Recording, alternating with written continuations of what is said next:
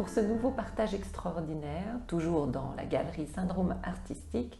J'ai le plaisir aujourd'hui de recevoir Jules Schminket, ou dit Licaron. Jules, vous allez nous parler du scoutisme, car être scout, peut-être peu de personnes le savent, mais c'est également être bénévole. Bonjour Jules. Bonjour Isabelle. Je vous appelle Jules, mais on vient de le dire, vous avez un deuxième nom, Licaron. Est-ce que vous pouvez nous en dire un peu plus à ce sujet? Oui, alors Licaron c'est mon totem scout, donc c'est un nom qui m'a été donné par mes pairs, donc tous les autres scouts de mon groupe qui avaient déjà un totem. L'idée c'est de reconnaître la personne, de pouvoir l'inclure dans un groupe, de pouvoir lui donner une appartenance, enfin lui donner une reconnaissance de la part des pairs. C'est quelque chose qui est largement pratiqué dans le scoutisme, mais pas dans tous les endroits de la même manière. En France notamment, ça a été arrêté largement, parce qu'il y a eu des dérives. Chez nous, on aime avoir un lien avec les animaux, avoir quelque chose de un peu plus réfléchi, un peu plus creusé. Il y a toute une symbolique de pourquoi est-ce qu'on choisit tel animal. Et puis on donne aussi chez nous un adjectif avec, donc moi c'est Licaron dévoué, et on donne quelques raisons de pourquoi est-ce que les pairs ont décidé de cet animal et de cet adjectif. Ensuite c'est à la personne qui l'a reçu de faire du sens, de réfléchir pourquoi Licaron, pourquoi un chien, pourquoi dans le désert. Il y a plein de pratiques différentes, mais c'est quelque chose qui remonte au tout début du scoutisme. C'était un concept adopté par le créateur Baden-Powell. Donc voilà, on essaie de faire vivre cette tradition aussi. Donc dans les scouts, on connaît beaucoup sous le nom de Licaron. Alors Jules, ou plutôt dois-je dire à la méthode scout Licaron, vous êtes chef de groupe des scouts de la tribu du Grand Lac à Morges. Vous êtes responsable de cours de formation et président de la commission permanente au niveau cantonal. Vous êtes entré dans ce monde du scoutisme à l'âge de 9 ans. Vous avez débuté, j'imagine, comme tous les jeunes enfants, par les louveteaux, puis vous êtes devenu un éclaireur, et enfin les pionniers avant de devenir aujourd'hui un chef avec les responsabilités que vous avez, car depuis 3 ans, vous avez 120 jeunes qui ont entre 7 à 23 ans. Tout ceci, vous trouvez le temps de le faire en marge de vos études pour devenir éducateur social. En quelques mots, le scoutisme, c'est quoi? Alors, pour commencer, j'aimerais rappeler que je vais parler de mon expérience. Selon mon vécu, et puis ce qu'on s'accorde à dire, en tout cas dans le canton de Vaud, et puis de manière générale un peu dans la Suisse, on parle d'une école de vie, je pense comme d'autres clubs ou associations de jeunesse. On vise le développement global de la personne. Donc on va autant s'intéresser à des activités qui vont viser le développement personnel, que l'interaction sociale, que la vie en communauté, que le lien avec son environnement. Questionner un petit peu le lien peut-être au spirituel, donc que ce soit par le biais de groupes qui seraient pratiquants, religieux, ou bien, comme chez nous, un groupe laïque, mais où cette notion, cette question, elle n'est pas absente non plus. On peut peut-être passer plus par de la philosophie, ou bien des citations, des textes d'auteurs, des poèmes, de la poésie, pour se questionner sur nos valeurs, qu'est-ce qui est important pour nous, comment est-ce qu'on veut se placer dans la société. Voilà, il y a un peu cette notion de développement global. On va autant faire des jeux que des activités de réflexion, que de la gestion de projet. Voilà. Donc je dirais une grande école de vie qui nous suit tout au long de notre vie, qui vise le développement global de la personne. Combien y a-t-il de scouts actuellement dans le monde? Et puis, est-ce que c'est une activité, on peut le dire, qui est autant féminine que masculine? Alors, je dirais à la louche, c'est compliqué d'avoir des chiffres très précis, mais 50 millions. C'est les chiffres que j'ai trouvés sur le site de l'OMMS, donc qui est une des deux grandes associations mondiales. Je pense que autant autant des filles que des garçons. Je ne saurais pas dire exactement en Suisse où est-ce qu'on se situe par rapport à ça. Je ne saurais pas vous dire les chiffres exacts. On a dit tout à l'heure que vous êtes chef de groupe avec 120 personnes sous votre responsabilité. Est-ce que ça ne fait pas un peu peur quand on est si jeune que vous? J'ose le dire, vous n'avez que 23 ans. Donc ça fait 3 ans que je suis responsable de groupe. Je pense que peut-être à première vue, comme ça, si on dit ok, ben voilà, cette personne a 23 ans, ou elle en avait du coup 20, tout juste 20 quand on a commencé, 120 personnes, c'est vrai que ça peut paraître énorme. Ce qu'il faut se remettre un petit peu du coup dans le contexte du scoutisme, c'est que très vite on est amené à prendre des responsabilités. Déjà, alors à la meute, chez les louveteaux, donc 7-12 ans, des petites responsabilités qui se prennent petit à petit. Et puis ensuite, petit à petit, en fonction de l'avancement de l'âge des gens, on va donner de plus en plus de responsabilités. Donc il y a une progression. Je ne suis pas sorti de l'adolescence, puis tout d'un coup, bam, responsable de 120 personnes. Il y a un moment où j'étais responsable d'une dizaine de personnes, quand j'avais 14-15 ans. Donc il y a toute une idée d'apprentissage, comme je disais, le développement global de la personne, et de prise de responsabilité progressive en fonction des capacités et des apprentissages des gens.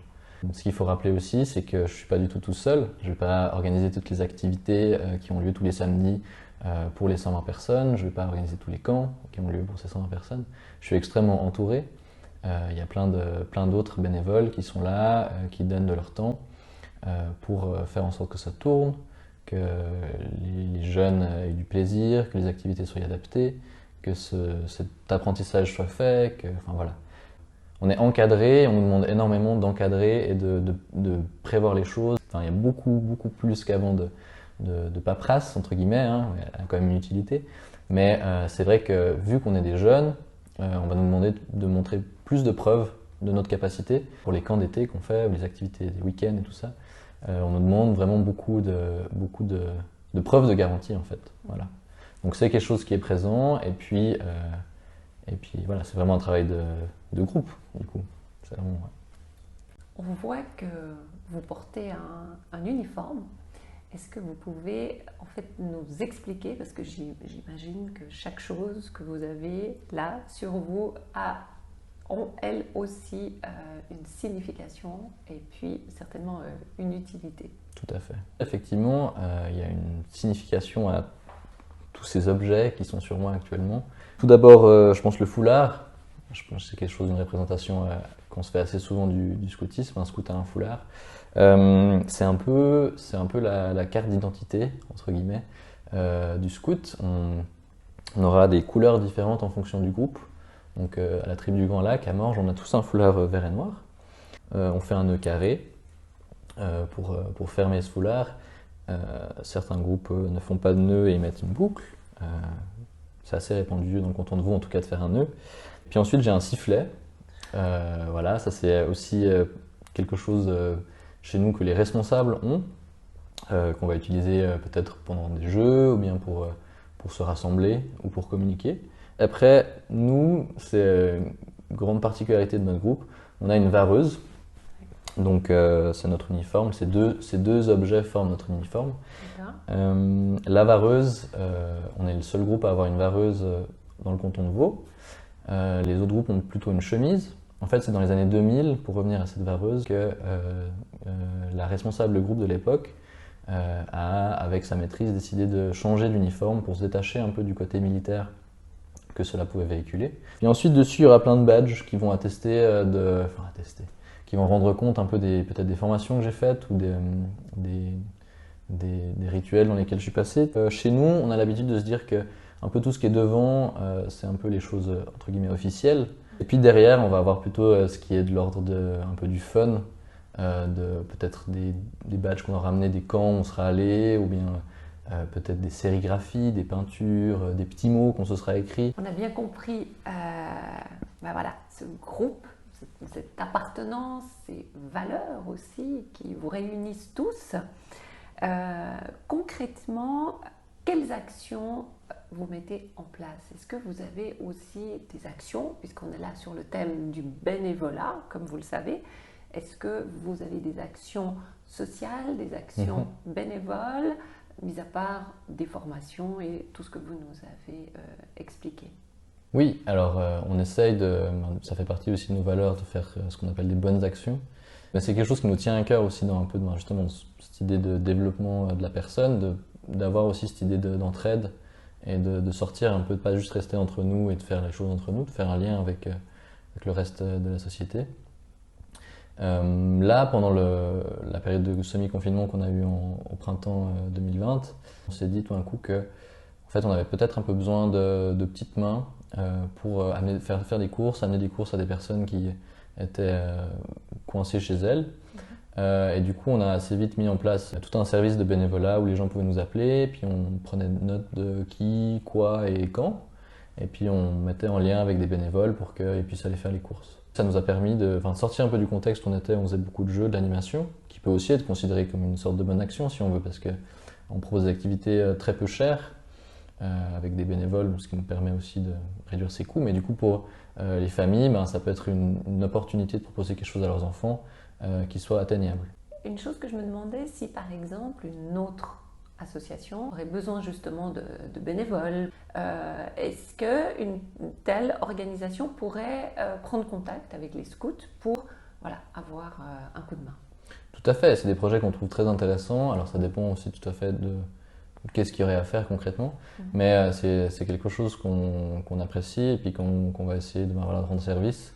Nous, on est assez ouvert en fait à plein de collaborations et à toutes sortes de projets. En fait, il faut juste pas hésiter à poser la question et puis on saura dire si oui ou non on peut s'impliquer et à quel degré. C'est ça qui est important de savoir que vous êtes ouvert à des collaborations avec tout à fait. D'autres associations. On quitte un tout petit peu l'Icaron, je reviens sur Jules. Que vous apporte, Jules, cet engagement que vous avez auprès des scouts dans votre vie à vous de tous les jours? Alors, vu que ça fait depuis que j'ai 9 ans que je suis impliqué dans le scoutisme, je pense que ça m'apporte énormément de choses au niveau du bagage. C'est tout un peu un laboratoire où je peux expérimenter des choses, prendre part à des projets. Comme je disais avant, prendre des responsabilités successives, quelque chose que je n'aurais jamais pu faire si je n'avais pas été dans ce cadre-là. Ça m'apporte énormément de plaisir. C'est quelque chose où je prends beaucoup de plaisir à donner tout ce temps et puis à collaborer avec des personnes motivées et puis impliquées. Et puis plein d'opportunités de projets, de créer des choses chouettes ensemble qui font du sens et puis de partager avec des personnes intéressées. Voilà. Quel conseil donneriez-vous à un jeune qui souhaiterait justement essayer cette aventure du scoutisme, cette découverte, et puis surtout aux parents qui hésiteraient peut-être à y inscrire un enfant? Alors le conseil que je donnerais à une ou un jeune qui souhaiterait nous rejoindre, c'est juste de prendre contact et venir essayer, tout simplement. On est ouvert à la discussion et puis nous on est très contents de pouvoir répondre aux questions, aux interrogations. On a beaucoup de groupes ont un site internet aussi où il peut y avoir des photos, il peut y avoir peut-être un peu des récits, des activités. Peut-être ça peut aussi donner un peu une idée de qu'est-ce qu'on fait et que ça peut un peu renseigner. Puis là, il y aura aussi toutes les informations pour prendre contact, quoi. Et puis typiquement pour nous, du coup, comme vous avez dit, c'est la tribu du Grand Lac. Donc si vous tapez tribu du Grand Lac sur Google ou sur Ecosia ou un autre moteur de recherche, vous allez trouver. Mais tout simplement avec peut-être la région, par exemple Morges Scout, vous allez tomber sur notre site. Et il y a vraiment beaucoup d'informations en lien avec le scoutisme. Et pour clore cet entretien, la question que nous posons à tous nos invités, quel coup de cœur aimeriez-vous partager avec nous? Alors, je me suis beaucoup creusé la tête parce que j'avais envie de donner un peu, vous m'avez invité aujourd'hui à pouvoir prendre la parole. Je vous en remercie énormément. Je voulais aussi profiter du coup de cette possibilité qui m'est donnée de pouvoir visibiliser d'autres personnes qui prennent aussi du temps et qui s'impliquent dans des causes qui leur tiennent à cœur. Et du coup, j'ai décidé de vous parler de Virginie Despentes, qui est une autrice et réalisatrice, une artiste, qui œuvre beaucoup pour la cause du féminisme.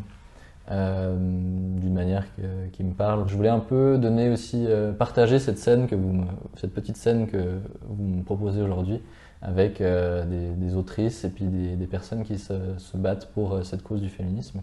J'encourage les personnes qui seraient peut-être un peu moins, qui se sentiraient moins concernées ou peut-être moins en situation problématique par rapport à cette question de sexisme, de se renseigner et puis de pouvoir aussi, à leur échelle, faire un petit pas dans ce sens-là. Voilà. Donc, je dirais Virginie Despentes, puis la globalité de son œuvre au final. Eh bien, je vois que, voilà, Jules et Licaron, vous êtes ouverts à beaucoup de causes. En tout cas, merci infiniment pour ce partage qui, voilà, une fois de plus, était pour nous un partage extraordinaire. Merci à vous pour la visibilité.